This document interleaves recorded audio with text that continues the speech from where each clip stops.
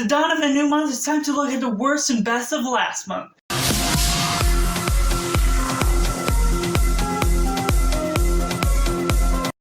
Welcome to Cinema, where we focus on the film, and today I'm going to be ranking all 6 movies I saw in February 2023. Let me know down in the comments below what new movies you most enjoyed or even did not enjoy from February 2023, and we're going to get into it right now with number 6, Cocaine Bear, one that had its sense of belonging with its own intentions that unfortunately did not land well for me. It was trying to be a movie that you had to turn your brain off to really enjoy, but unfortunately some of the characters just did not feel fleshed out. They felt very predictable in their sense of being. They had a personality where once you know their attitude, you knew whether they would be killed off or not. And the Cocaine Bear, based loosely on the story that I was actually told, well, I understand the intentions that the director was going for.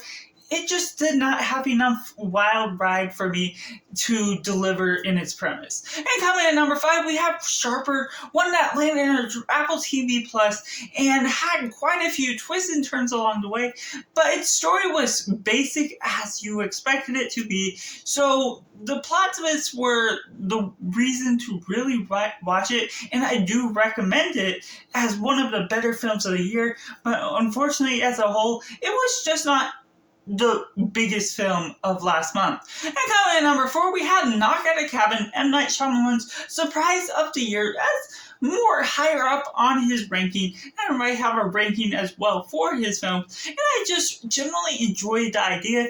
It kept you predicting what was going to happen next, what was going to come about with the truth of what these guys were saying. And while the end was a little bit on the lower side of what I was expecting, it still delivered better than I expected. And coming in number 3, we have Jesus Revolution, one that was not really on my radar, but I was enjoying the ride, the inspirational message about this young man looking for the truth, this pastor, as well as a hippie, and based on a true story as well.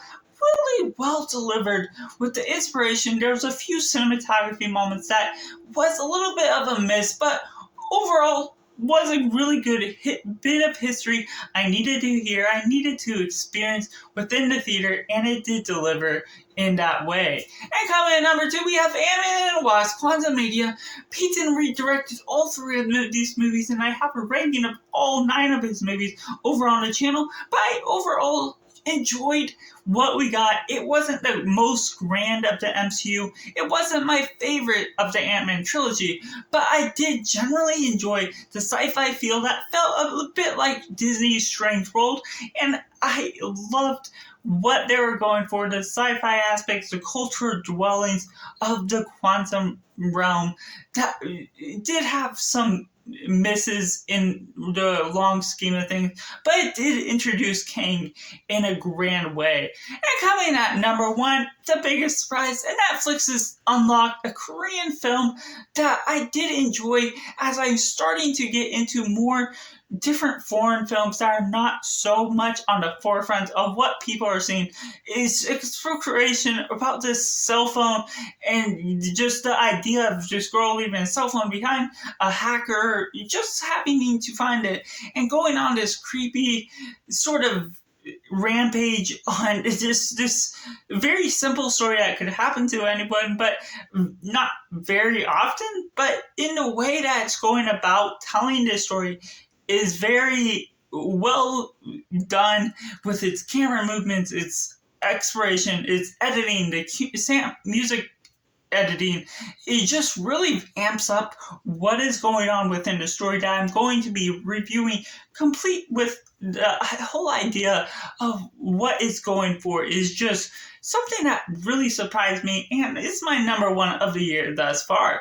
So that's just all 6 February 2023 movies I've watched thus far. Let me know in the comments below what was your favorite and least favorite of this month, and if you haven't already, be sure to check these other videos on the end screen now.